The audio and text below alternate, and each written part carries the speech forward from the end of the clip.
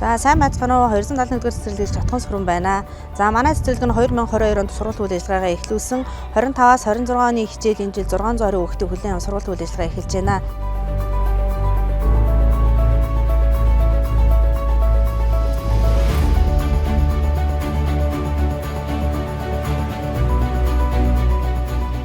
За 25 оны 1 сарын 1-нд тэр бүхэн модны санд 25 сая төгрөгийн төсөл хэрэгжүүлсэн байдаг. За энэ төсөл маань 4 сар шалгарсан байгаа. Тэгээд 4 сар шалгараад манай дээр 8 төрлийн 535 мод бут таригдсан мөн 300 м квадрат газарт зөвлөг таригдсан байгаа. За жишээлбэлэх юм бол нарс, за гацуур, монс, голт бор гэх жишээний моднууд таригдсан байгаа.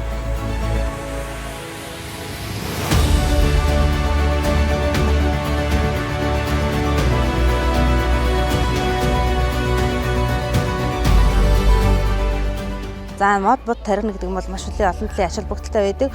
Хүүхдийн судлан шинжлэх үүлийн нэг том орчин байдаг. За хүүхэд бодтой хэрхэн зөв харилцах уу, мод бутыг хэрхэн тарьж ургуулах уу, мод бутыг хайрлан хамгаалах гэсэн байгальтай зөв харьцах гэсэн маш том ач холбогдолтой байдаг. Мөн мод буттай хүүхэд зөв зохистой харьцнаас хүүхдэд экологч хүүхэд буюу байгалыг хайрлан хамгаалагч хүүхэд болж хувирдаг. За мод бас нөгөө манай цэцэрлэг гэр хороол донд байдаг учраас мод маань дуу чимээ болон тоосчлыг дарах бас нэг том үүрэгтэй байдаг. За тэгээд энэ нь болохоор дандаа сургалтын оршин нэг том бааз болж хувирж байгаад нь туйл их баяртай байгаа. За манай модны ургалт нь бол 100% ургалттай явж байгаа. Модоо болохоор сая 7 сард тарьсан байгаа.